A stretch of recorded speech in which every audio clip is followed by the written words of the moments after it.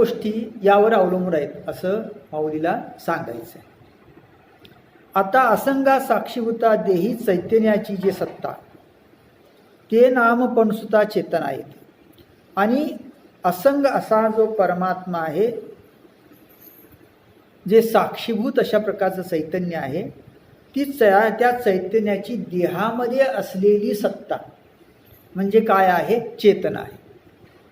आता चेतना म्हणजे जीव असं आपल्याला म्हणता येईल, किंवा जीवत्व ज्यामुळे सिद्ध होतं अशा प्रकारची शक्ती.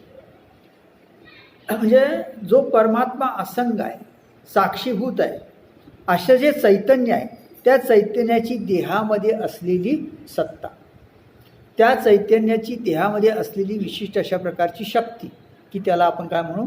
चेतना म्हणू. चेतना म्हणजे एक प्रकारचं सर्व प्रकारची क्रिया ज्याच्यामुळं घडते अशा प्रकारची जी शक्ती आहे, ती शक्ती ही त्या चैतन्याची सत्ता आहे असं म्हटलेलं. आत्मतत्व जे आहे, परब्रह्मतत्व जे आहे, त्याची एक सत्ता म्हणजे चैतन्य, आणि त्या चैतन्याची सत्ता म्हणजे पुन्हा काय? चेतना. असा फरक केला. चैतन्याची सत्ता म्हणजे काय? चेतना. जे नखवणे केशवरी उभी जागे शरीर, जे तिहवस्थांतरी पालटेना. आता ही चेतना म्हणजे काय? नखापासून केसापर्यंत ती सतत जागी असते, म्हणजे ती शक्ती सतत आपल्या शरीरामध्ये असते. तिहवस्थांतरी पालटेना, 3 अवस्था म्हणजे जागृती, स्वप्न, सुषुप्ती, यामध्ये चेतना असतेच. चेतना आहे म्हणाही म्हटलं तर संपलंच, मग त्याला काय म्हणता येईल? मृतच म्हणता येईल. म्हणजे ही चेतना जी शक्ती आहे ती 3 अवस्थांमध्ये अशा प्रकारे संपूर्ण शरीरामध्ये जागी असते, उभी असते. ती अगदी नखापासून केसापर्यंत जागी असते. अशी जी शक्ती त्याला चेतना असं म्हणते.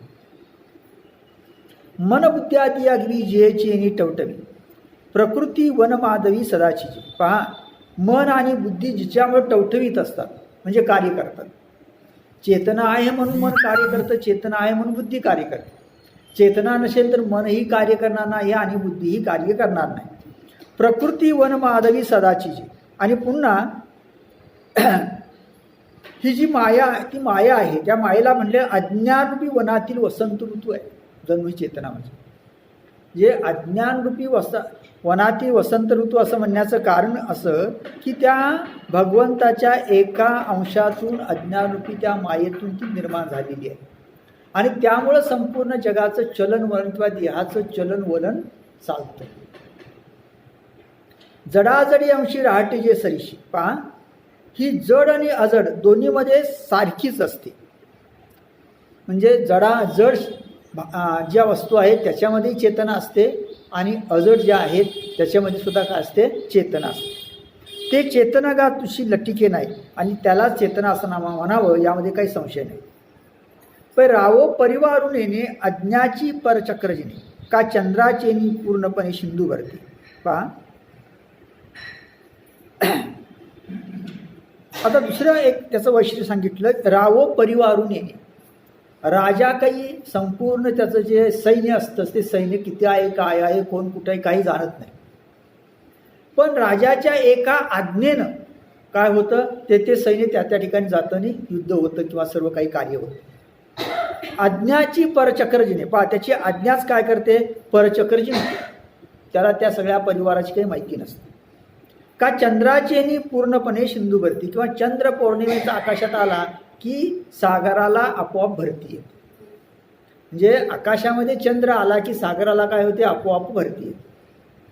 नाना भ्रामकाचे सन्निधान लोह करी सचेतन. पहा, लोहचुंबक जवळ आला की तो काय करतो? त्या लोखंडाला फिरवतो आपोआप. जे लोहचुंबक हा त्या लोखंडाच्या जवळ आला की तो आपोआपच त्या लोखंडाला फिरवतो. त्याप्रमाणे का सूर्यसंगू जन चेष्टविगा, किंवा सूर्य आकाशात आला की लोकांचे जे व्यवहार असतात ते व्यवहार सुरू होतात. अगामुख मेळे विन पिलियाचे पोषण, करी निरीक्षण कुर्मी जेवी. किंवा कासव असतं, हे कासव कुर्मी काय करतं बरं? आपल्या पिलाचं पोषण कसं करते ती मादी? तर केवळ दृष्टीनं करते. तिला ते स्तनपान वगैरे काही करत नाही, केवळ दृष्टीनं ती आपल्या पिलाचं काय करते? पोषण करते. पार्था तयापरी आत्मसंगतीय शरीर सजीवत्वाचा करी उपयोग गुजरा. पहा, त्याप्रमाणे आत्म्याच्या संगतीबरोबर राहून शरीरामध्ये ती काय करते, जड गोष्टीला सजित्व प्राप्त करून देते ही चेतना. म्हणजे राहते कुणाबरोबर, आत्म्याबरोबर, आणि जड वस्तूला काय करते, सजित्व किंवा जीवत्व प्राप्त करून देते. अशा प्रकारची चेतना आहे. मग ते चेतना म्हणिपे अर्जुना आता धृती विवंचना भेदवायके, अशा गोष्टीला चेतना असं म्हणावं असं म्हटलेलं. आता पहा, म्हणजे इथं आपल्या असं लक्षात येतं की जीव वेगळा, चेतना वेगळी आणि प्राण वेगळा. ह्यामध्ये काय केलेलं आहे, सूक्ष्म असा भेद दाखवलेला आहे व भेद सांगितलेला आहे. मग मन बुद्धी हे तर वेगळे आहेतच आहे, पण चेतनाही वेगळी आहे, प्राणही वेगळा आहे आणि जीवही वेगळा आहे. चेतना एक शक्ती आहे की ज्याला या संपूर्ण शरीराला सजितत्व येतं आणि त्यामुळे सगळ्या प्रकारच्या क्रिया होतात. अशा प्रकारची शक्ती आहे. जीव म्हणजे काय, ज्याला मी असं वाटतं तो जीव आहे. आणि जिथं कुठल्याही प्रकारचा भाव वगैरे काही नाही, सर्वांच्या पलीकडे आहे, तो कसा आहे, आत्मा आहे. तो काय आहे, आत्मा आहे. आता या सगळ्या गोष्टींचा संबंध आपल्या मेंदूशी आहे. थोडं विज्ञानाच्या भाषेमध्ये सांगतो, ह्या सगळ्या गोष्टीशी संबंध कुठं आहे, मेंदूशी. आता पहा की आपण असं म्हणतो आत्मा या आज्ञाचक्राच्या ठिकाणी आहे, जीव हृदयाच्या ठिकाणी आहे, प्राणही हृदयाच्याच ठिकाणी आहे. प्राणाचं सुद्धा जे स्थान सांगितलेलं आहे ते कुठं सांगितले, मुख्य प्राण हृदयाच्या ठिकाणी. मग त्याचे पंच प्राण आणि पंच उपप्राण, मग त्याचे वेगवेगळे ठिकाणं सांगितले. पुन्हा परमात्मा जो आहे तो मेंदूच्या वरती आहे. म्हणजे ही जी कवटी आहे ती कवटी आणि मेंदू याच्यामध्ये थोडासा पोकळ भाग आहे. त्या पोकळ भागामध्ये परमात्मा आहे असं विद्वानांचं काय मत, म्हणजे असला तर असावा असं त्यांचं मत आहे. आता होतं काय पहा, थोडंसं योगशास्त्र, थोडंसं विज्ञान यांचा जर मेळ घातला आपण तर काही गोष्टी आपल्या लक्षात येतात. पहा, मागं आपल्या 6व्या अध्यायामध्ये काही गोष्टी स्पष्ट झालेल्या आहेत की आपल्या मूलाधार चक्राच्या ठिकाणी जे पाठीचा मणका जो आहे, ज्याला आपण माकड हा शेवट म्हणतो, त्या ठिकाणी कुंडलिनी शक्ती आहे. कोणती शक्ती, कुंडलिनी शक्ती. आता कुंडलिनी शक्ती म्हणजे तरी नेमकं काय, तर जेव्हा जीव या शरीरामध्ये प्रवेश करतो, त्याला आपण टाळू वगैरे म्हणतो ना, लहान मुलाची टाळू असते, त्या टाळूच्या ठिकाणातून तो काय करतो असं म्हणतात, तो काय करतो, प्रवेश करतो. प्रवेश केल्यानंतर पहिलं जे त्याची अवस्था आहे ती वरती मेंदूच्या ठिकाणीच राहते. दुसरी मेंदूतून खाली येऊन ही सुषुम्ना नाडी जी आहे त्या नाडीच्या मार्फत कुठंपर्यंत जाते, ती अवस्था खाली त्या माकड हारापर्यंत जाते. आणि तिथं जी थांबते शक्ती त्याला आपण म्हणतो कुंडलिनी शक्ती. आता आपल्याला माहिती आहे की मेंदूपासून 2 मज्जातंतू खाली येतात. या बाजूची आहे त्याला इडा म्हणतात, त्या बाजूला आहे त्याला पिंगळा म्हणतात. आणि मध्ये जी पोकळ असा जो भाग आहे, मध्ये पोकळ जी हे आहे एक, त्याला म्हणतात सुषुम्ना नाडी. योगी आपल्या योग सामर्थ्यानं जी कुंडलिनी शक्ती खाली गेलेली आहे ती वर नेतो. तो कुठल्या त्या पोकळ जो भाग आहे त्या पोकळ भागातून तो वर नेतो. म्हणजे सुषुम्ना नाडीच्या मार्फत काय करतो, तो वर नेतो. आणि ती वर जशी जशी जाते एक एक चक्र भेद, तशा प्रकारे योग्याला अनेक प्रकारचं ज्ञान होतं आणि त्याला अनेक प्रकारच्या सिद्धी प्राप्त होतात. मग नाभीपर्यंत आल्यानंतर आणखी काही सिद्धी, मग हृदयाच्या ठिकाणी आल्यानंतर आणखी काही सिद्धी, कंठाच्या ठिकाणी आल्यानंतर आणखी काही सिद्धी, या ठिकाणी आल्यानंतर आज्ञाचक्राच्या ठिकाणी आणखी काही सिद्धी, आणि सहस्रदल कमल. आता सहस्रदल कमल म्हणजे त्या ठिकाणी जो वरती परमात्मा आहे तो त्या, म्हणजे मागं सांगितलं 1000 फाकड्यांचं कमळ असावं आणि ते आपण जर उलटं धरलं तर जसं खालून बघितल्यानंतर जसं दिसेल तशा पद्धतीनं तो दिसतो. म्हणून त्याला काय म्हटलं, सहस्रदल कमल. आता सहस्रदल कमल म्हणजे खरं तर त्याला मेंदूच म्हटलं पाहिजे वास्तविक. त्यांच्या भाषेत त्यांनी काय म्हटलं, सहस्रदल कमल म्हटलं. आणि मग ही कुंडलिनी शक्ती त्या ब्रह्मरंध्रापर्यंत, त्या सहस्रदल कमलापर्यंत जाते आणि त्याच्यावरती असणारा जो परमात्मा आहे त्याच्याशी काय होते, एकरूप होते. आता त्याच्याशी एकरूप झाल्यानंतर तो आणि मी हा भेद राहत नाही आणि त्यामुळं तो योगी होतो, तो काय होतो, पूर्ण मुक्त होतो, त्याला मोक्षाची म्हणजे परमात्म्याची प्राप्ती होते.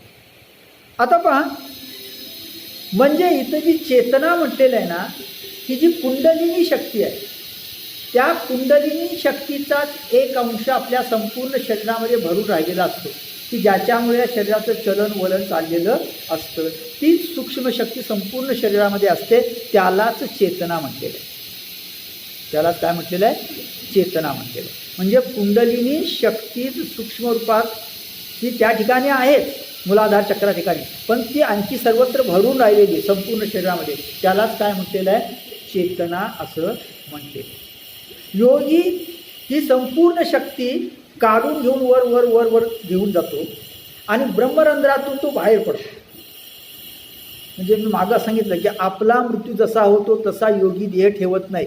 योगी हा आपला जीवात्मा ब्रह्मरंध्रातून, म्हणजे जिथून टाळूतून आपण म्हणतो ना आत आला, तिथून तो काय, तिथं जे रंध्र आहे त्याला ब्रह्मरंध्र म्हणतात, त्यातून तो बाहेर घेऊन जातो, म्हणजे त्यातून तो निघून जातो, असा त्याचा अर्थ. देह त्याग करतो असा त्याचा अर्थ. आणि म्हणून ही जी चेतना आहे त्या चेतनेसह तो काय करतो, स्वतःला बाहेर घेऊन जातो. म्हणून चेतना म्हणजे काय, तर ही जी कुंडलिनी शक्ती आहे त्या कुंडलिनी शक्तीची जी आवर्तन शरीरामध्ये चाललेली असतात, त्याला काय म्हटलेलं आहे, चेतना शक्ती म्हटलेलं आहे, असं आपल्या लक्षात येईल. आता दुसरी एक गोष्ट इथे सांगितली ती म्हणजे अशी, आत्मसंगती हे शरीर आत्म्याच्या बरोबर असते आणि मग त्यामुळे त्याला त्या शरीराला सजीवपणा येतो. आत्म्याच्या संगतीत असं का म्हटलं, वास्तविक अशी गोष्ट आहे की चेतना काय, मन काय, बुद्धी काय, सगळ्या गोष्टी काय, जोपर्यंत आत्म्याचं अस्तित्व आहे तोपर्यंतच असतं. मुख्य प्रकाश जो प्राप्त होतो तो कोणाकडून, आत्म्याकडून प्राप्त होतो. मग आत्म्याकडून प्रकाश आल्यानंतर तो प्रकाश ज्या ज्या ठिकाणी जातो त्या त्या ठिकाणी त्याला वेगवेगळी नावं देण्यात आली. मग कुठं चेतना म्हटलं, कुठं चैतन्य म्हटलं, कुठं प्राण म्हटलं, कुठं आणखी काय म्हटलं, आणखी काय म्हटलं. पण मूळ प्रकाश जो आहे तो कुणापासून मिळतो आहे, आत्म्यापासून मिळतो आहे, हे आपण लक्षात घेतलं पाहिजे. आणि म्हणून योगशास्त्रामध्ये सुद्धा आज्ञाचक्रच महत्त्वाचं मानलेलं आहे. वरच्या सहस्र कमलापेक्षा सुद्धा महत्त्वाचं काय म्हटलं, आज्ञाचक्र मानलं. कारण आज्ञाचक्राच्या ठिकाणी कोण आहे, आत्मा आहे. वरती परमात्मा आहे, पण परमात्मा कसा आहे, तो निष्क्रिय आहे, तो आहे फक्त, तो काहीच करत नाही. आणि म्हणून या ठिकाणी आपल्या असं लक्षात येईल की हा आत्मा आणि त्याची ही शक्ती असणारी, त्यालाच तर काय म्हटलं, चैतन्य चेतना असं म्हणतात. आता धृती विवंचना भेदवायकी. आता धृती कशाला म्हणतात, धृती या शब्दाचा अर्थ आहे धैर्य, धाडस, धैर्य, धाडस. आता धृती कशाला म्हणतात, पुढे सांगितलं पहा, तर भूता परस्परे उघड जाती स्वभाव वैरे. पहा, ही जी पंचमहाभूतं आहेत त्यांच्यामध्ये स्वभावताच वैर आहे, एक दुसऱ्याला ठेवत नाही. ही पंचमहाभूतं कशी आहेत, स्वभावताच एकमेकाशी प्रचंड वैर असणारी आहे. नवे पृथ्वी ते निरेन नाशीचे. पहा, पृथ्वीला पाणी नाश त्याचा करत नाही का, पृथ्वीचा करतं. पाणी काय करतं, पृथ्वीतलं काही वाहून नष्ट करू शकतं. म्हणजे दोघं एकत्र व्यवस्थितपणे राहत नाहीत, वैरत्व आहे. निराते अटी तेज, पाण्याला तेज आठवतं. तेजा वायूशी झुंज, तेज आणि वायू यांचं झुंज सुरू असतं. आणि गगनतव सहज वायुभक्षी, आणि आकाश काय करतो, वायुभक्षण करून टाकतो.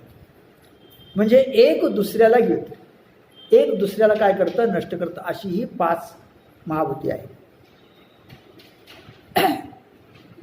तेवीची कोणीही वेळे आपण काही सहाय्य न मिळे, आत त्रिगोणी वेगळे आकाशे. आणि त्याचप्रमाणे कोणत्याही वेळेला ह्या सर्वांच्यामध्ये मिळूनही शेवटी आकाश हे वेगळं असतं. म्हणजे सगळ्यांना नष्ट करून शेवटी आकाश कसं असतं, वेगळं असतं. ऐशी 5ही भूते न साथी एकमेकाला. ही अशी 5 भूतं जी आहेत ना, ती एकमेकाला सहन करीत नाहीत, म्हणजे एकमेकाशी वैरत्व असतं. ती की तिहेही ऐक्या ते देहाशी येते. आणि ही 5 अशा प्रकारची ज्यांच्यामध्ये हाड वैर आहे, अशी या देहामध्ये एकत्र आली, अशी या देहामध्ये काय झाली, एकत्र आली. म्हणून या शरीराची अवस्था अशी आहे, पुढं माऊलीने सांगितलंय फार सुंदर त्याचं वर्णन, की भयंकर, फार वाईट आहे. ही 5 एकत्र आली आणि एकत्र आलेली म्हणजे मी मागं सांगितलं होतं की ज्यांचं कधीही पटत नाही अशी 5 माणसं एका खोलीमध्ये राहायला आली. सतत भांडणं हो, दुसरं काहीच. तसे यांची सतत या शरीरामध्ये काय चालले, भांडणं चाललेली आहे. आणि म्हणून मूल जन्माला आलं की मरेपर्यंत काय करतो आपण, त्यांना अनेक प्रकारची औषधी देऊन ते शरीर काय करतो, सांभाळण्याचा प्रयत्न करतो. कारण ते शरीर या 5 बनलेले. हे स्थूल शरीर, या शरीराबद्दल बोलतोय. योग्यांचं शरीर कसं असतं, ते केवळ तेज तत्वाचं असतं. आता ज्ञानदेव समाधीस्थ आहेत कुठल्या अवस्थेमध्ये, ते ज्योतिरूप आहे. ज्योतिरूप आहे, एकच तिथं हे आहे.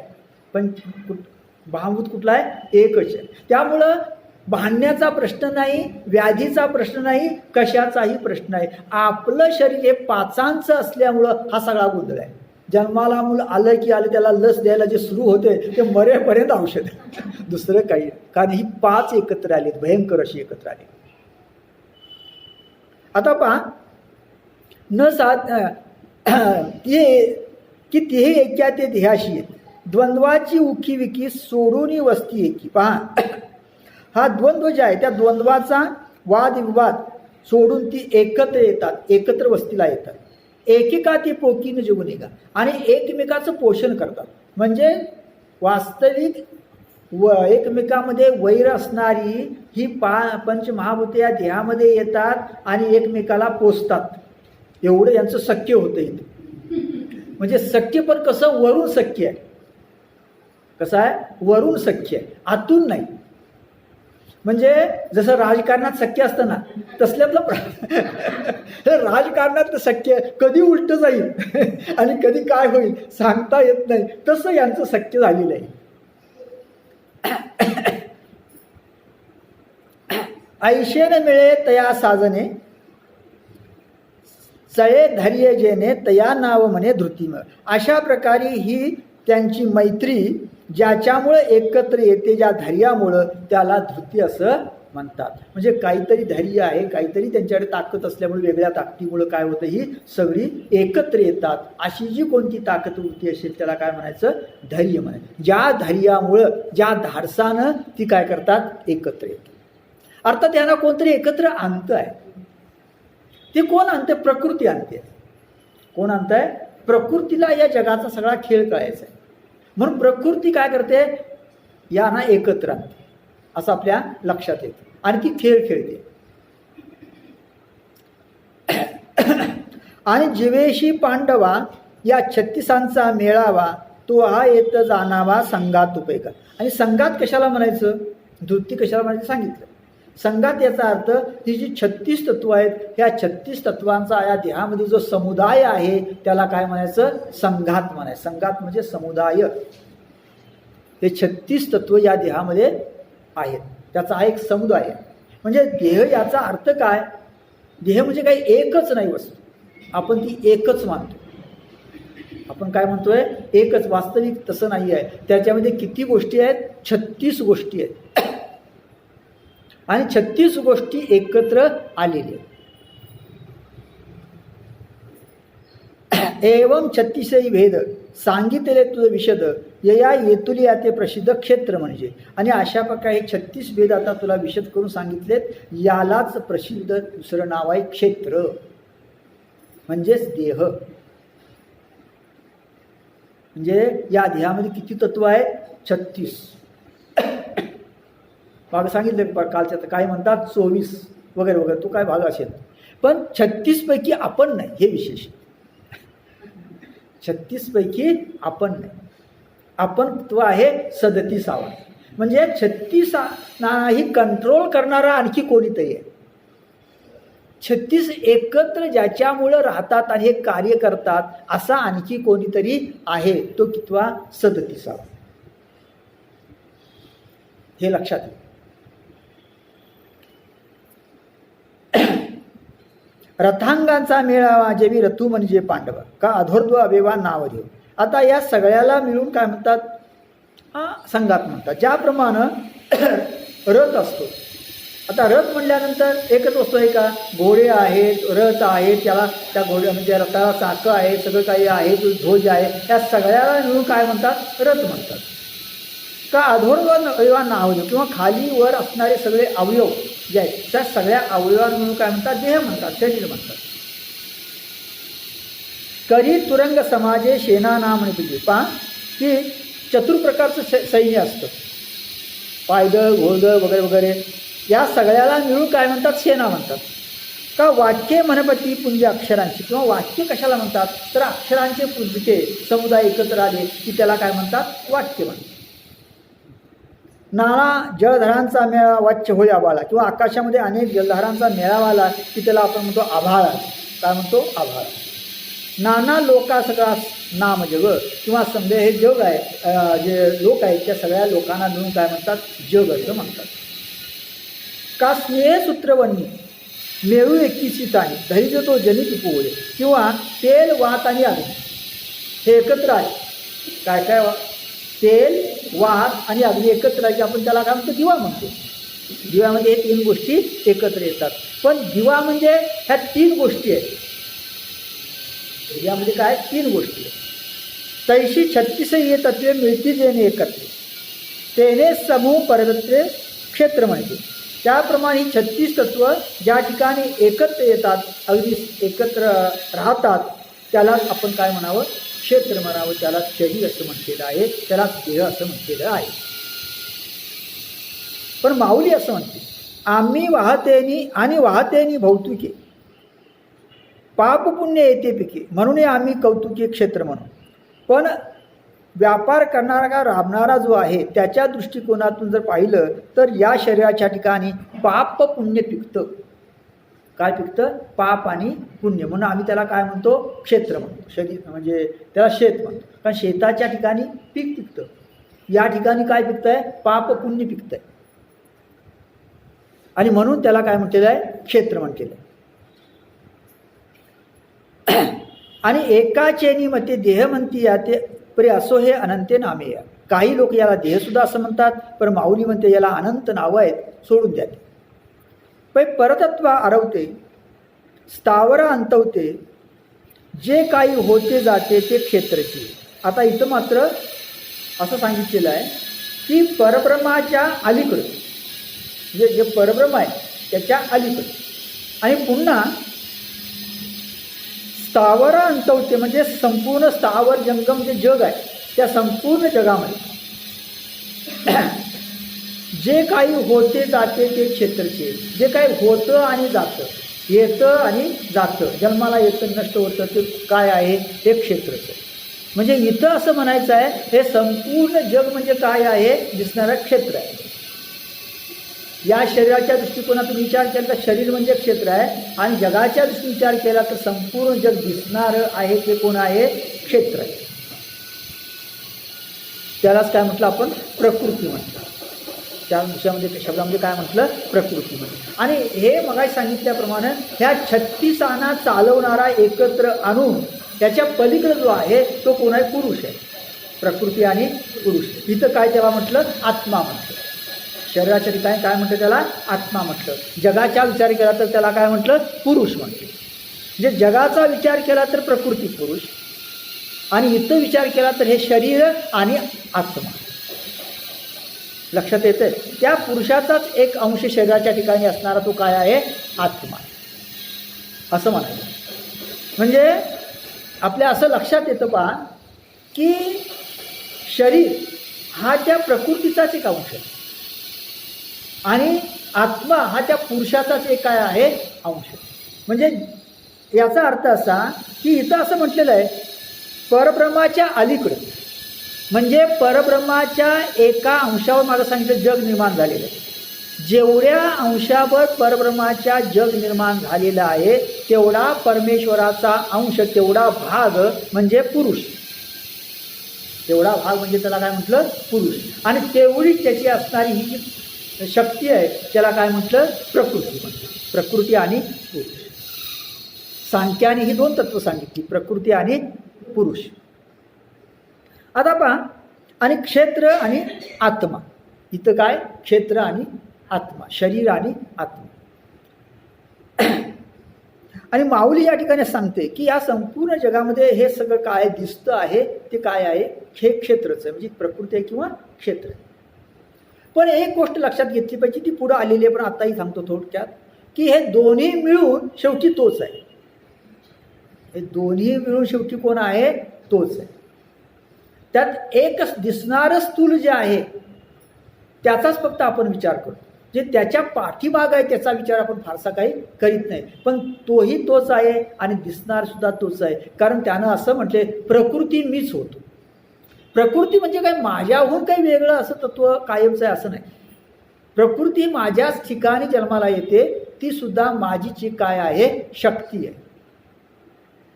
आणि म्हणून माऊलीचा एक सुंदर अभंग आहे. हे सगळं तत्वज्ञान ना माऊलीने एका सुंदर अभंगात सांगितले. तिथं तत्वज्ञानाची परिसीमा होती. मागं सांगितलं, तुझं सगुण म्हणू की निर्गुण रे, सगुण निर्गुण ऐकू गोविंद. तुझं स्थूल म्हणू की सूक्ष्म रे, स्थूल सूक्ष्म ऐकू गोविंद रे. तुझं दृश्य म्हणू की अदृश्य रे, दृश्य अदृश्य ऐकू गोविंद रे. बस. हे दृश्य काय? ह्याच्यावर अदृश्य काय? स्थूल काय? सूक्ष्म काय? आत्मा काय? देह काय? प्रकृती काय? पुरुष काय? एकू गोविंद. फार सुंदर अप्रतिम सांगितलं. हे तोच आहे शेवटी. हे कशासाठी जाणून घ्यायचं आहे की हे यातलं तत्व नेमकं काय आहे ते आपल्याला समजलं पाहिजे, ते लक्षात आलं पाहिजे. आणि तो सर्वत्र दिसू लागला एकदा की तुम्हाला प्रकृती आणि पुरुषा भेदच राहणार नाही. देह आणि आत्मा हा भेदच राहत नाही. दोन्ही काय होतात? एकच असतात.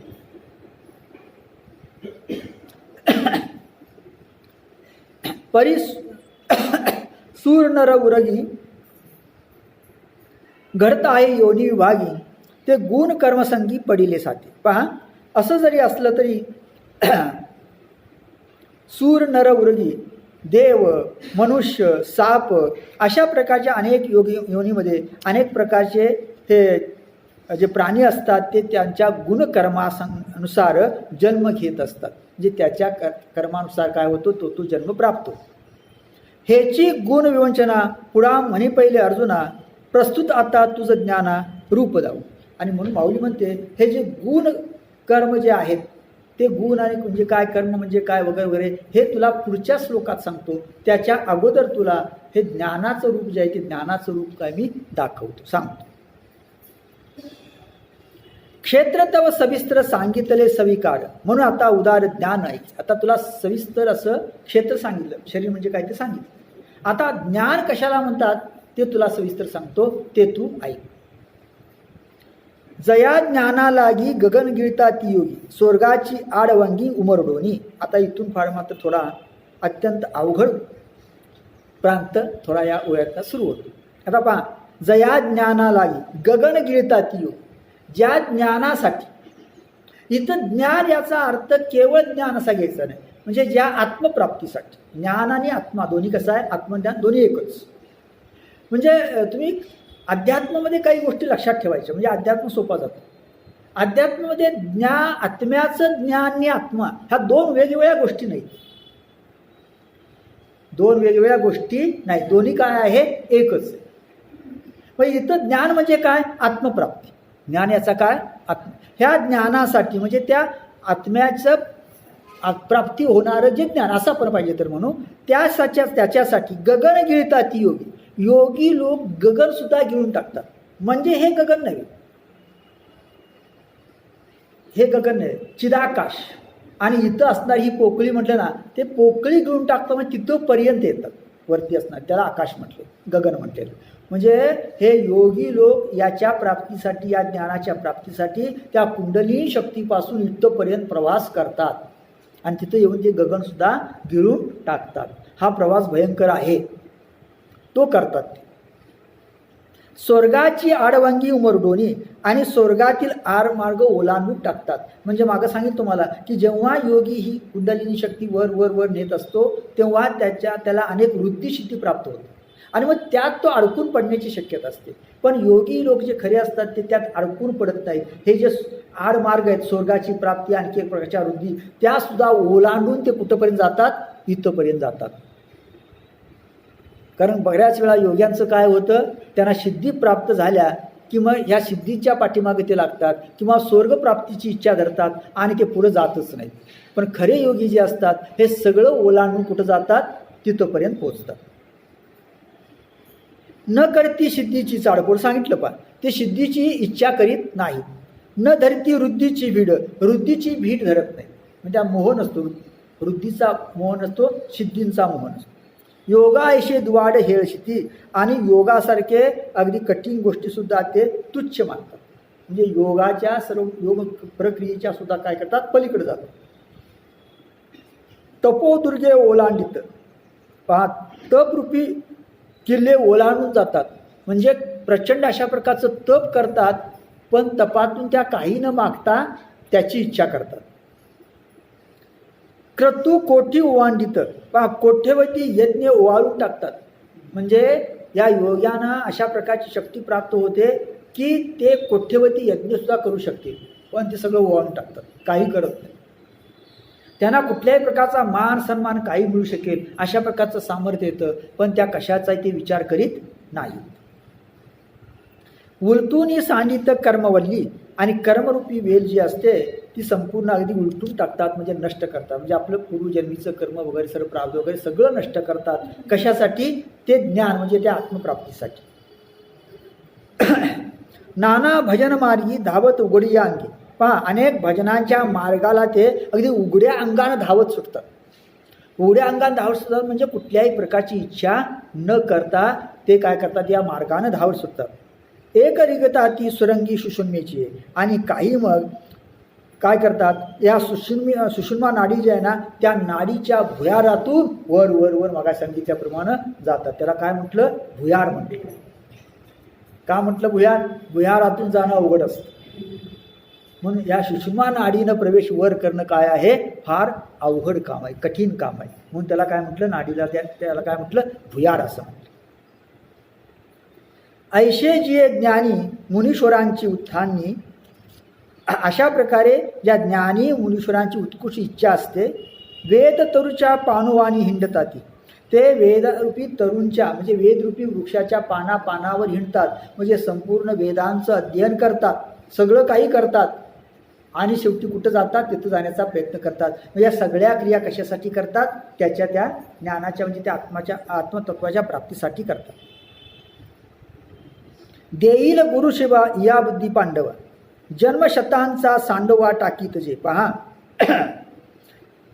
म्हणजे हे तत्व आपल्याला गुरुसेवेतून प्राप्त होईल. म्हणून शेकडो जन्म ते घेतात आणि शेकडो जन्मा अगदी ते ओवाळून टाकतात. म्हणजे शेकडो जन्मामध्ये हीच क्रिया करतात, ही योग साधना करतात. कुठंपर्यंत जाण्याचं असं तिथंपर्यंत जायचं, जे एका जन्मामध्ये होईलच असं नाही.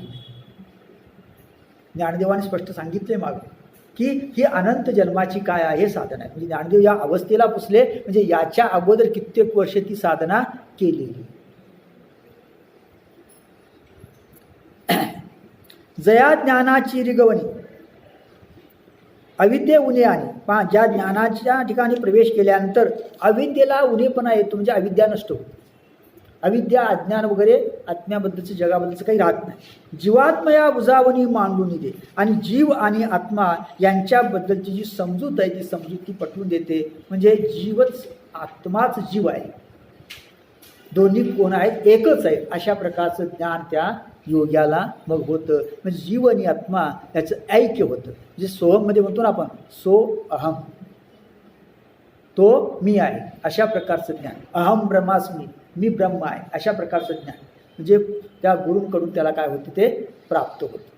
कारण गुरु हे महावाक्य सांगतात, त्या महावाक्याचा त्याला बोध होतो आणि त्यातून त्याला ते ज्ञान प्राप्त होतं. इथं सुद्धा एक गंमत आहे, त्या सोहमबद्दल अनेक गमती जमती आहेत, आपल्याला माहिती नसते त्या ओंकाराबद्दल, सोहमबद्दल.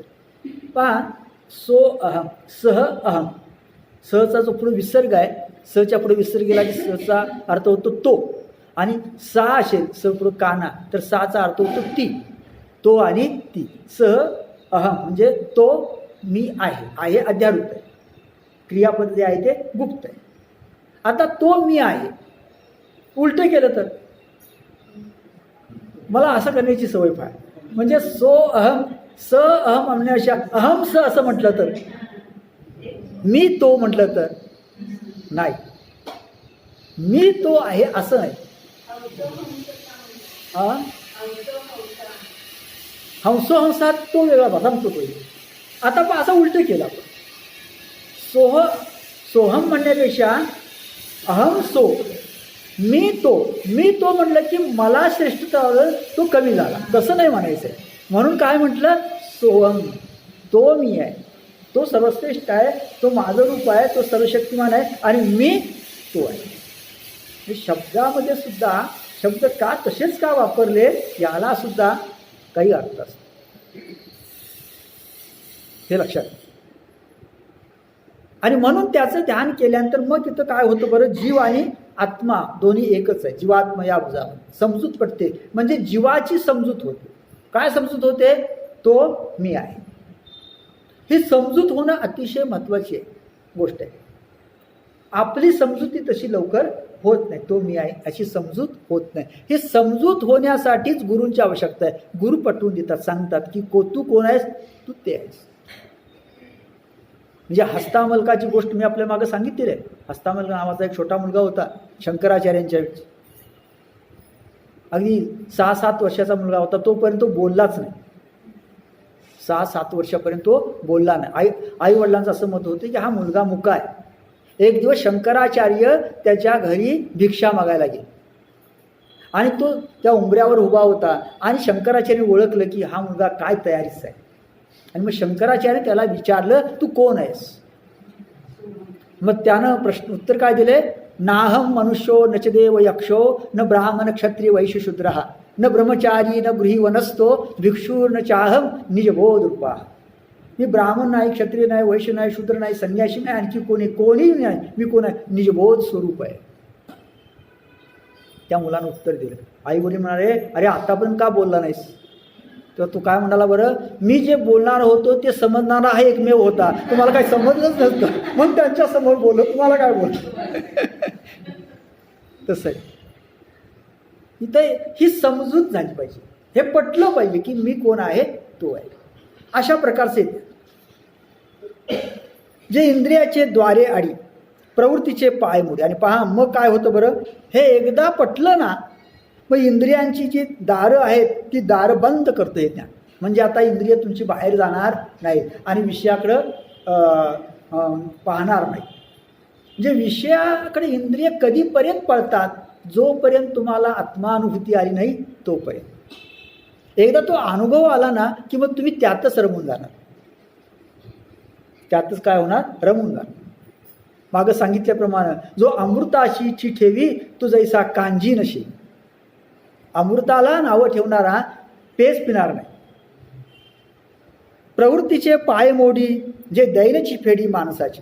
मग हे ज्ञान काय येतं, प्रवृत्तीचं पाय मोडतं, कुठल्याही प्रकारची प्रवृत्ती मनामध्ये येत नाही. दैन्याची फेडी माणसाचे आणि मनाचं दैन्य फेडून नष्ट होत. मनाचं दैन्य कोणतं, मनाचं दैन्य चंचलत्व. मनाचं काय म्हणलं माऊलीने, त्याला दैन्य म्हटलं. त्या चंचलत्वच त्याचं मनाचं निघून जातं. म्हणजे मन जे सतत बाहेर पळत असतं ना, ते सतत पळणारं बाहेर पळणारं मन मग काय होतं, त्या ठिकाणी स्थिर होतं, ते आत्म्याशी एकरूप होतं. मन काय होतं, वास्तविक मन सुद्धा ती आत्म्याची एक शक्तीच आहे. आत्म्याची काय शक्ती आहे, पण ती बाहेर जी जाते आहे तिला आत आणायची. म्हणजे अध्यात्म काय सांगतो थोडक्यात, अध्यात्म असं सांगतंय, जग जे दिसतंय ना त्याचा विचार करून ते पाहण्यापेक्षा आणि सतत त्याचं चिंतन करण्यापेक्षा तुम्ही आत बघा, आत त्याच्याहून भयंकर आहे. आपल्या शरीराचा जर विचार केला ना तर त्याच्याहून काय आहे, ते भयंकर इतकं आहे, त्याचा विचार करा. अध्यात्म आतला विचार, शरीरातल्या सगळ्या गोष्टींचा विचार करायला सांगतोय, असं आपल्या लक्षात येतं. द्वैताचा दुकाळूप आहे. पहा, द्वैताचा मग दुष्काळ होतो, म्हणजे द्वैत नावाला शिल्लक राहत नाही. म्हणजे ज्ञान प्राप्त झाल्यानंतर द्वैत राहत नाही. हां, पिंडी ते ब्रह्मांडी, म्हणजे इथं जे आहे ते ब्रह्मांडात आहे आणि ब्रह्मांडाचं आहे पिंडात आहे. मग जगाचा विचार करण्यापेक्षा काय करायचा आहे, शरीराचाच विचार. शरीराचा जेवढा तुम्ही विचार कराल तेवढं तुमच्या लक्षात येईल हे शरीर भयंकर आहे. आता डॉक्टरना माहितीच आहे, हे त्यांच्या दृष्टिकोनात बघितलं तरी सुद्धा शरीर कसं आहे, भयंकर आहे. त्या शरीरात काय किती घडेल आणि किती नाड्या आहेत आणि किती काय भयंकर आहे. त्या नाड्यामुळे एकत्र केल्या तर पृथ्वीला प्रदक्षिणा घालून एवढ्या त्या नाड्यांचं म्हणजे काय आहे ते लांबी आहे वगैरे. म्हणजे स्थूल दृष्टीनं बघितलं तर एवढं भयंकर आहे, सूक्ष्म दृष्टीनं बघितलं तर त्याच्याहून भयंकर आहे. म्हणून याचा विचार केला. आणि मग हा विचार का करायचा आहे? एक एक एक विचार करत करत करत करत लक्षात येतं की अरे मी नाही.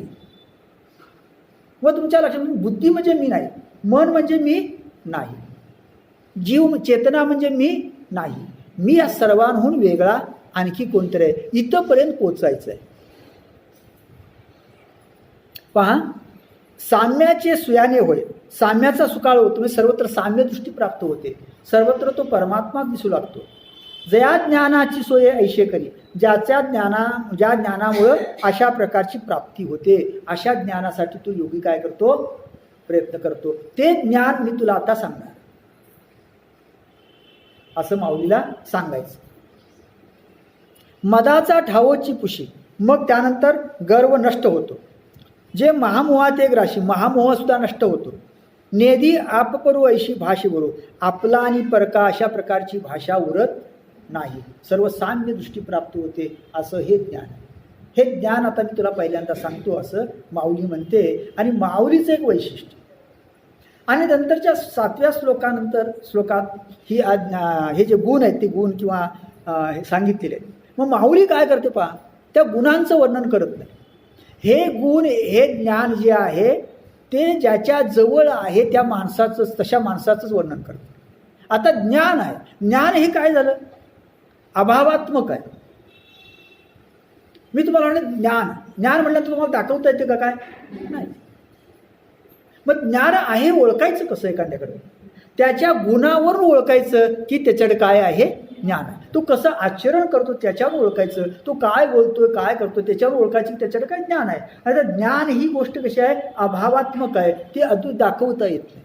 लाईट आहे ओळखायचं कशावरून? इथं दिवा लागतोय, पंखे फिरतायत म्हणून म्हणायचं लाईट आहे, नाही तर लाईट म्हणून काही तुम्हाला दाखवता येते का? नाही.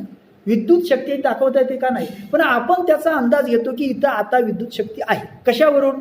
पंखा फिरतो आहे, दिवा लागतो. तसं हे ज्ञान आहे असं कुणाला नाही समजायचं, कारण ज्ञान तर दाखवता येत नाही. मग अशा ज्ञानी माणसाजवळ असणारे काही गुण असतात, त्या गुणांचं वर्णन गीता करते. मग हे गुण ज्याच्याजवळ आहेत तिथं म्हणायचं काय आहे? ज्ञान. आणि त्याला म्हणायचा ज्ञान. मग माऊली काय करते? केवळ गुणांचं वर्णन करत नाही, हे गुण ज्याच्या जवळ असतात तो वागतो कसा, अशा माणसाचंच काय करते? संत पुरुषाचं काय करते? विभूतीचं वर्णन करते. तिथं ज्ञान आहे समजा. पहा, जे संसारात ते उन्मळी, हे ज्ञान संसार उन्मळून टाकतं. 15 अध्यायामध्ये हे संसार वृक्ष कसा उन्मळायचा, उन्मळून टाकायचा ते सगळं आलेलं आहे. संकल्प पंकू पाखाळी, संकल्प म्हणजे जो चिखल असतो तो चिखल नष्ट करून टाकतो. अनावरा ते वेटाळी ज्ञेयातीचे, आणि अनावर होऊन ती हे ज्ञान ज्ञेयाला वेटाळतं म्हणजे मिठी मारतं. ज्ञानानं जे प्राप्त होतं ते ज्ञेय म्हणजे तो आत्मा. ज्ञानानं जे प्राप्त होतं ते त्याला काय म्हणतात? ज्ञेय. ज्ञेय म्हणजे आत्मा. म्हणजे हे ज्ञान त्या आत्म्याला काय करतं? मिठी मारतं. आणि मिठी ज्ञान आणि ज्ञेय दोन्ही एकच होतात. फार अवघड परिभाषा आहे. मग ज्ञान आणि ज्ञेय म्हणजे जाणणारा आणि जे जाणायचं आहे ते दोन्ही काय होतात? एकच होतात. पाहणारा आणि ज्याला पाहायचं ते दोन्ही काय होतात? एकच होतात. चोकी याची बहारी म्हणते, त्या विठ्ठलाला कसं पाहिलं? पाहता पाहणे दुरी सारोनिया, मी पाहणारी आहे आणि त्याला पाहायचं आहे हा भाव सोडून मी त्याला काय केलं? पाहिलं. म्हणजे ज्ञान आणि ज्ञेय काय झालं? दोन्ही काय झालं? एकच. जयाचेनी झालेपणे पांगुळा होई जे प्राणी. हा, जे ज्ञान प्राप्त झाल्यानंतर प्राण पांगळा होतो. प्राण काय होतो? प्राण पांगळा होतो म्हणजे त्या योगाच्या ज्या क्रिया आहेत ना त्या हळूहळू कमी होतात. कारण शरीरातल्या सगळ्या क्रिया कशामुळं चालतात? प्राणामुळं चालतात. प्राण पांगळा होतो. प्राणच हा बाहेर जातो आणि आत येतो. प्राणामुळं सगळी इंद्रिय बाहेर जातात की आत येतात. म्हणजे प्राणावर कंट्रोल राहतो. हां, श्वासोश्वास याच्यासाठीच आहे. प्राणायाम याच्यासाठीच आहे, दीर्घश्वास याच्यासाठीच आहे, ओंकार याच्यासाठीच आहे, सोहम याच्यासाठी. कशासाठी? प्राण कंट्रोल करायचं, म्हणजे श्वासोश्वास कंट्रोल, प्राण कंट्रोल करायचं. प्राण कंट्रोल केला की मन कंट्रोल होतं आपलं. म्हणजे तुम्ही पहा, तुम्ही प्राणायाम करत असाल की तेवढा काळ काय होतं, मन स्थिर होतं. म्हणजे मनाला स्थिर करण्यासाठी प्राणायाम आहे. मग प्राण कंट्रोल झालं, मन स्थिर झालं, म्हणजे मन तो प्राण पांगळा होतो, म्हणजे तो बाहेर जातो. म्हणजे इंद्रिय सगळं शरीर वगैरे इतर क्रिया आहेत त्या क्रिया घडत नाही. जयाचे नि विंदाने जग हे चेष्टे. पहा, ज्याच्या सत्तेनं संपूर्ण जगातल्या क्रिया चाललेल्या असतात असा जो प्राण आहे तो प्राण काय होतो, पांगळा होतो. आता इथं प्राण याचा अर्थ केवळ आपल्या शरीरातील प्राण असं नाही. या संपूर्ण जगामध्ये भरून राहिलेली प्राण नावाची एक शक्ती आहे, त्याचा एक अंश आपल्या शरीरात असतो. की ह्या संपूर्ण जगाच्या सगळ्या क्रिया त्याच्यामुळं चाललेल्या आहेत, त्याचा एक अंश आपल्या शरीरात असतो. त्याला आपण काय म्हणतो, प्राण.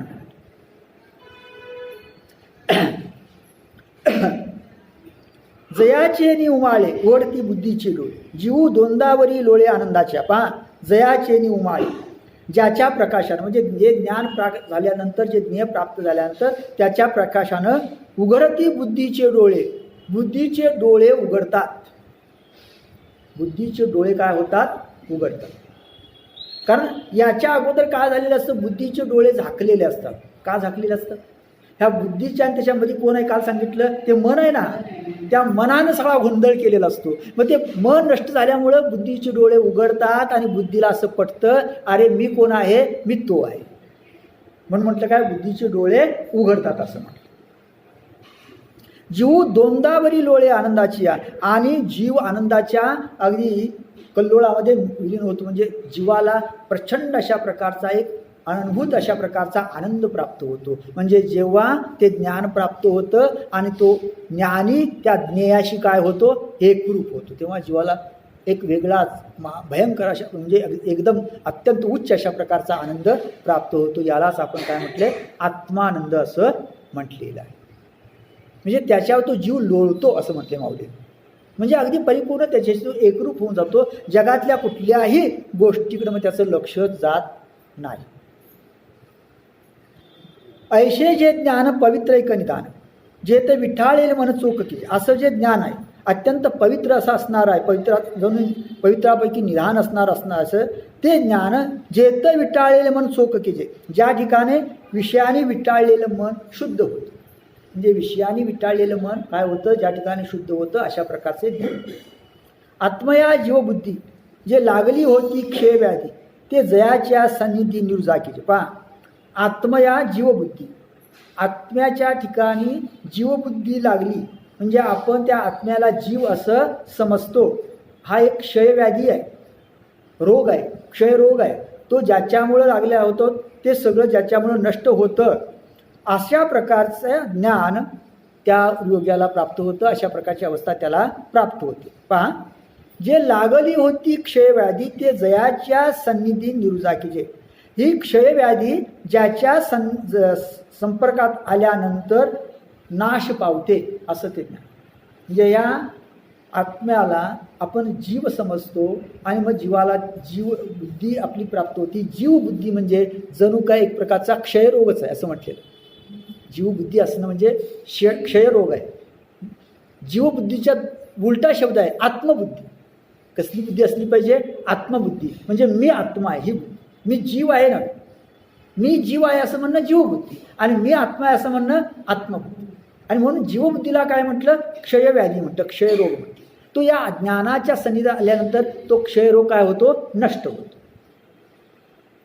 हे अनुरूप की निरूपीचे, ऐकता बुद्धी आणि जे वाचून डोळा देखीजे ऐशे नाही.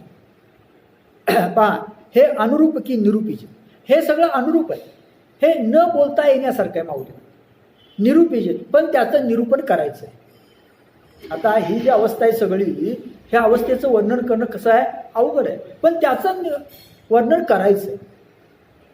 म्हणजे हे सांगितलं तुम्हाला, अशा प्रकारची अवस्था त्या योग्याला प्राप्त होते, त्या ज्ञानी पुरुषाला प्राप्त होते. पण नेमकं कसं असतं, हे कसं आहे, अनिरूप आहे, त्याला रूप नाही. आता रूप नाही त्याचं वर्णन करायचं, अवघड. मग माऊली ऐकता बुद्धी आणि जे, हे ऐकल्यानंतर बुद्धीला ते समजून द्यायचं आहे. वाचून डोळा देखीच्या इशे नाही, पण ते डोळ्यांना दिसेल असं मिळतं. म्हणजे हे बुद्धीला समजून द्यायचं आहे, त्याचं रूप वर्णन करायचं आहे. पण हे कसं आहे, सगळंच अवघड आहे, कारण त्याला रूप नाही. मग त्याची हे शरीर आपला प्रभाव करी. मग सांगायचं कसं? हे ज्ञान, आत्मज्ञान जर या शरीरामध्ये आलं, त्याचा प्रभाव जर वाढू लागला, प्रभाव पडला, तर काय होतं? तर इंद्रियांच्या व्यापारी डोळाही दिसे. तर इंद्रियांच्या व्यापारातूनच इंद्रियांची जी क्रिया चालली त्यातून ते डोळ्यांना दिसते. म्हणजे मग काय सांगितल्याप्रमाणे प्रत्यक्षात ज्ञान दिसत नाही, पण ज्ञान प्राप्त झाल्यानंतर या शरीराच्या सगळ्या क्रियाच त्या माणसाच्या बदलतात. त्यातून दिसून येतं की त्याला ज्ञान प्राप्त झालेलं आहे. कशावरून ओळखायचं? त्याच्या एकूण आचरणातून ओळखायचं. म्हणजे हे ज्ञान प्राप्त झालेला माणूस कसा असतो ते कशावरून ओळखायचं? तशा प्रकारचे गुण जे सांगितले गीतेनं ते त्याच्याकडं असतील तर. नुसतं बोलण्यातून नाही. अध्यात्म बोलण्यामध्ये फार कुणालाही बोलता येतं अध्यात्मावर, हे लक्षात घे. पण हा अध्यात्म आहे खरा, तो बोलण्यातला नाही आहे, हे लक्षात घेतलं पाहिजे.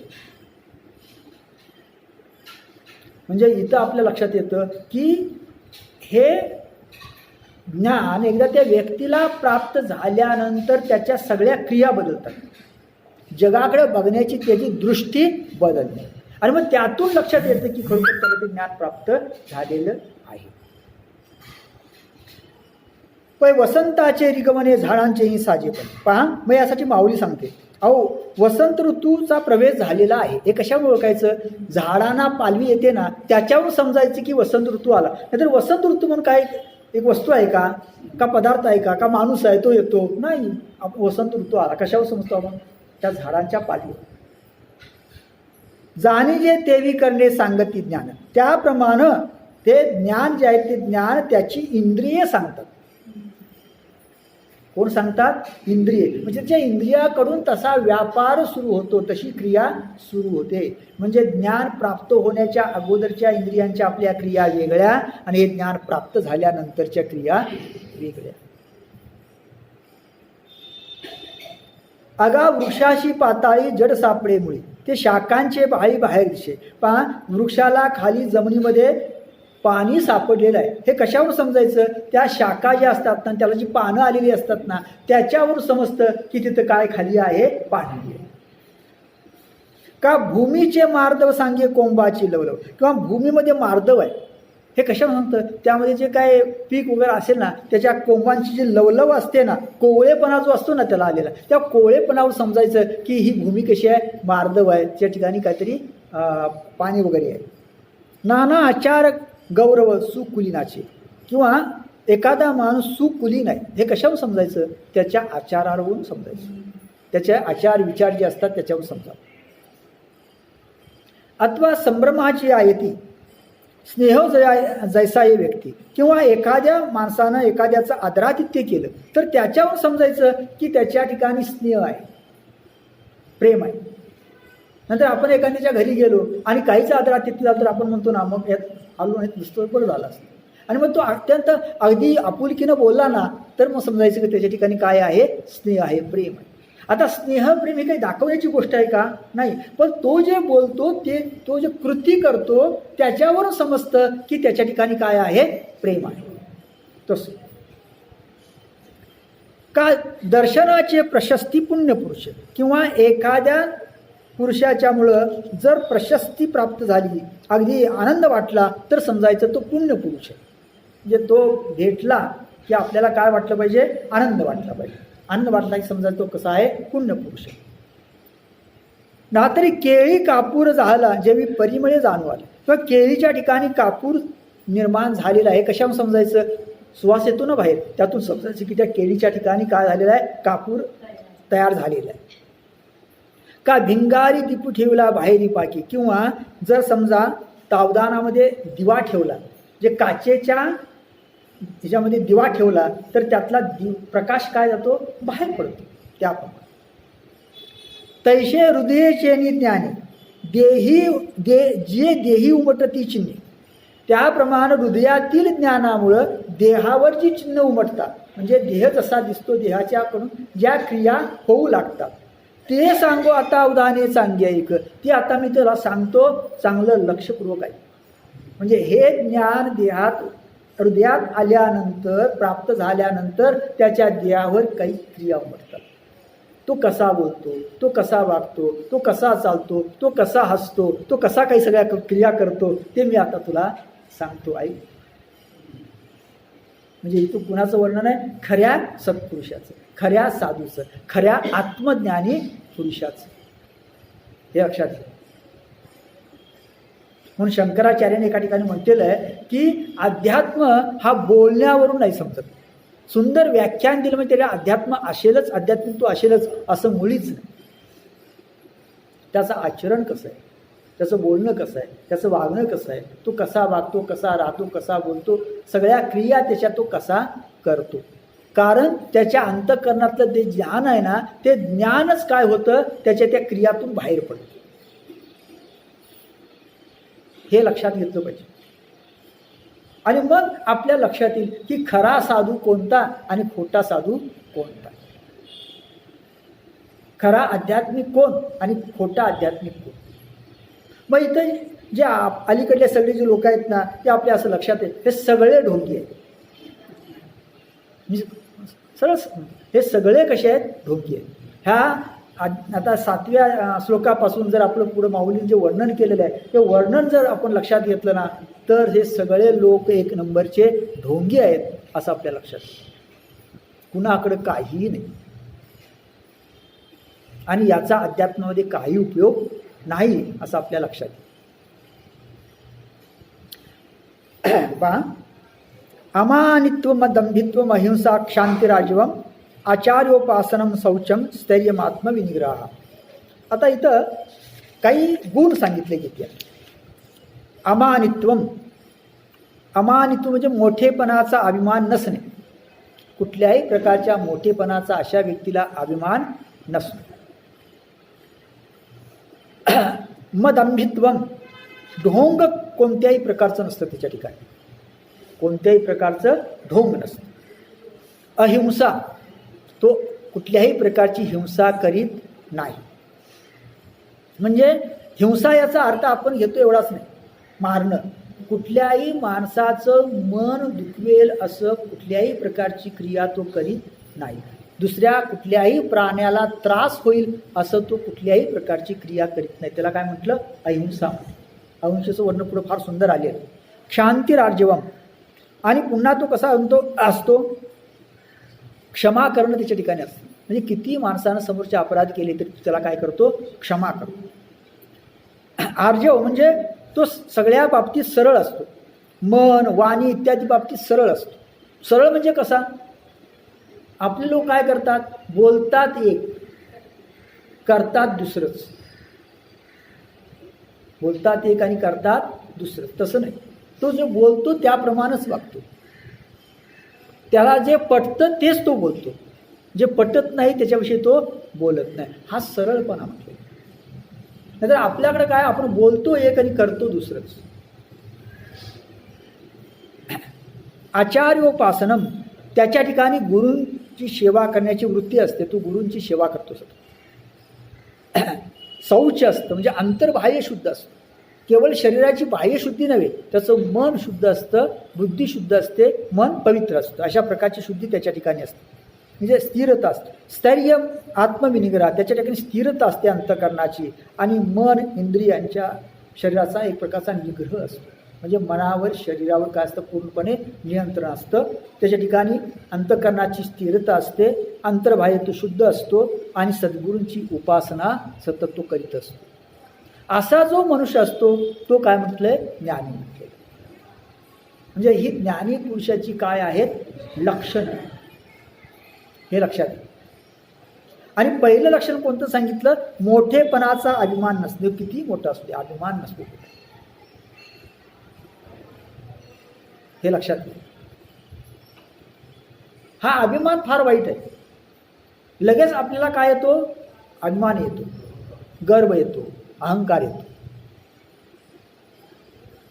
अभिमान आणि स्वाभिमान याच्यामध्ये फरक आहे. अभिमान आणि स्वाभिमान. स्वाभिमान असावा, अभिमान नसावा. स्वाभिमान मला माझ्या संस्कृतीबद्दल स्वाभिमान आहे. पण अभिमान म्हणजे मी याचा अर्थ मी दुसऱ्यांची तुच्छ मानतो असं नाही. त्यांच्या पद्धती मोठी अशी. आमचं इथंच चुकतंय सगळं. म्हणून आमच्याकडे दररोज काही ना काही लोक ओरडतात, बोलतात आणि दररोज पेपरला काय येतात, बातम्या येतात आणि दररोज आंदोलनं होतात. अभिमान वेगळा, स्वाभिमान वेगळा. इथं मोठेपणाचा स्वाभिमान जो मोठेपणा आहे त्याचा अभिमान नाही. मी मोठा आहे सर्वात आणि माझ्या पलीकडे कोणी बोलायचं नाही. मी जे बोलेन ते काय शेवटचं नाही, असं काही नाही. आणि अध्यात्मामध्ये असं अजिबात नसतं, हे लक्षात घ्या. आपल्याला अनेक लोक अशा प्रकारचे आहेत की शंकराचार्यानंतर आता कोणी काही बोलायचं नाही. शंकराचार्य म्हणतील ना शेवटचं. पण शंकराचार्यांनी असं कुठंही म्हटलेलं नाही की मी म्हटलेलं शेवटचं आहे, याच्यानंतर कोणी बोलायचं नाही. हे त्यांचे अनुयायी म्हणतात. मला सांगितलं अनुयायी फार वाईट असतं. अनुयायी फार वाईट असतं. आणि म्हणून इथं म्हटलं मोठेपणाचा अभिमान असता कामा. आपल्याला लगेच तो अभिमान तयार होतो. म्हणून प्रवचनकार, कीर्तनकार यांच्या ठिकाणी एक प्रकारचा अभिमान असतो, गर्व असतो. मी मोठा, मी अमुक, मी तमुक. नको. अध्यात्मामध्ये याचा काही उपयोग होत नाही. जो काही नाही, ज्याच्याजवळ काही नाही त्याला अध्यात्म समजला असं समजावं. तो खरा अध्यात्म. आणि जो म्हणेल ना एवढं माझ्याजवळ आहे समजावं, त्याला अध्यात्म काही समजला नाही. हे लक्षात घ्या. जो सांगतो ना मी एवढं करतो म्हणून, मी सकाळी उठल्यानंतर अर्धा तास 2 तास ध्यान करतो, 3 तास प्राणायाम करतो, 4 तास अमुक करतो, 5 तास हे करतो, समजा ह्याला काही समजले नाही आणि हा काही करतो. जो काहीच कधी सांगत नाही, काहीच बोलत नाही, तो खरा अध्यात्म. म्हणून म्हटलेलं आहे की अगदी अमानित्व त्या ठिकाणी असतं. त्याला मान नकोच असतो. तुम्ही दिला तरी नको असतो. हे लक्षात घ्या. अदंभित्वम, ढोंग करणं त्याला अजिबात आवडत नाही. तो ढोंगी नसतो. हे तर याच्यावर तर भरपूर बोलता येईल. आज सगळीकडे काय चाललेलं आहे, सगळं ढोंग चाललेलं आहे. म्हणजे ढोंग याचा अर्थ काय, नसताना ती गोष्ट आहे असं दाखवतं. जे एखादी गोष्ट आपल्याकडं नसताना ती आपल्याकडं आहे असं दाखवणं, याला काय म्हणतात, ढोंग. हे लक्षात घ्या. जे या अध्यात्मातलेच लोक तर सर्वात जास्त ढोंगी असं माझं मत आहे. कारण अध्यात्मात जास्त ढोंग करता येतं. इतर ठिकाणी तेवढं ढोंग करता येत नाही. अध्यात्मात जास्त ढोंग करता येतं. हे लक्षात घ्या. म्हणून आपण सावध राहिलं पाहिजे. हे कशात सांगतोय, आपण काय राहिलं पाहिजे, सावध राहिलं पाहिजे. याचा अर्थ अध्यात्म वाईट नाही. अध्यात्मामध्ये जे ढोंगी शिरले आहेत ते वाईट आहे. हे लक्षात घेतलं पाहिजे. म्हणून कुठल्याही प्रकारचं ढोंग न करणे. खरा साधू असेल तो कुठल्याही प्रकारचं ढोंग करणार नाही. तो आहे ते सांगेल. जे आपल्याला माहिती नाही तो नाही म्हणून सांगेल. तर ते बिघडत जसं आहे तसं. पण आपल्याला ते ढोंग करण्याची फार सवय लागली. हे माझ्याकडे आहे, ते माझ्याकडे आहे, हे मी ते करतो, मी ते करतो, अमुक अमुक वगैरे. त्यांच्याकडे काहीच नसतं. आणि पुन्हा आपले जे हे सगळे जे अध्यात्म म्हणून करणारे आहेत, मग ते पुरोहित वर्ग वगैरे, यांनी तर काही विचारूच नका. यांच्याकडे काहीच नसतं. रुद्राभिषेक घालतात, रुद्रसूक्त म्हणतात. मी एका पुजाऱ्याला विचारलं, हे जे तुम्ही म्हणता ना रुद्रसूक्त, त्याचा अर्थ काय तेवढा मला सांगा. तो म्हटलं आम्हाला काही अर्थ वगैरे येत नाही. अहो म्हटलं, हजारो अभिषेक घातले, कोट्यवधी रुपये, लाखो रुपये मिळवले तुम्ही आयुष्यभर, आणि त्या रुद्रसूक्ताचा अर्थ तुम्हाला माहिती नाही. करिष्ठमे रहस्यमे वसस्यमे वसस्यमे वसस्यमे असं नुसतं करता. म्हटलं काय करता, म्हणजे काय आहे नेमकं सांगा ना जरा. काय काही तुम्ही विचारा. हे म्हणणं रुद्रसूक्त म्हणतात ना, त्यांना कधी तुम्ही विचारा ह्याचा अर्थ काय. एकालाही अर्थ येणार सांग. याला म्हणतात ढोंग. त्याला काय म्हणतात, ढोंग. मग असं ढोंग करत नाही. खरा ज्ञानी कसं आहे, ढोंगी नाही. हे लक्षात घ्या. पुन्हा म्हटलं अहिंसा. अहिंसेचं वर्णन माऊलीनं फार सुंदर अप्रतिम पुढे केले, आपण पाहणारच आहोत. ही अहिंसा ही खरं तर अतिशय महत्त्वाची गोष्ट आहे. कुठल्याही माणसाच्या मनाला दुःख होईल असं वागायचं नाही, बोलायचं सुद्धा नाही. म्हणून माऊलीच्या संपूर्ण ज्ञानेश्वरीमध्ये कुठं फार तीव्रतेने माऊली बोललेलं आहे असं मुळीच आपल्याला दिसत नाही. टीका करताना सुद्धा अशी करायची की समोरच्या माणसाला योग्य पद्धतीने त्याची समजूत झाली पाहिजे, त्याला वाईट वाटता कामा नये. कारण मनाला दुःख देणं ही सुद्धा काय आहे, हिंसाच. म्हणून पुढं येणार आपण जाता जाता सांगतोय, माऊली असं म्हणते की असा जो अहिंसा ज्याच्या अंगात बांधलेली आहे ना, तो कसा असतो बरं. जण माऊली त्या माणसाचाच, तो मनुष्य पाऊल टाकताना सुद्धा हळूहळू टाकतो. का बरं, त्या पाऊलाखाली आपल्या अनेक जीवजंतू आहेत ना, ते कदाचित कमीत कमी तरी मरावेत हे त्याला वाटतं. म्हणून तो पाऊल टाकताना सुद्धा कसा टाकतो, हळूहळू टाकतो. अहिंसा बांधलेली आहे. स्वामी स्वरूपानंद सांगत की कपडे उन्हात घालताना अगदी झाडून फाड करून ती घालू नका उन्हात घालताना ओली कपडे. का बरं, ते तुम्ही जेव्हा एकदम झाडताना तेव्हा हवेमध्ये अनेक जीवजंतू असतात, बिचारे मरतात ना, त्यांचं जीवन हे काही क्षणांचं असतं. काही जीवजंतूचं जीवन किती असतं, काही क्षणांचं असतं. तेवढंही त्यांना जगता यावं, तेवढंही त्यांना काय यावं, जगता यावं. पहा, म्हणजे ह्याला काय म्हणतात, अहिंसा. म्हणजे स्वामींच्या ठिकाणी अहिंसा काय आहे, बांधलेली,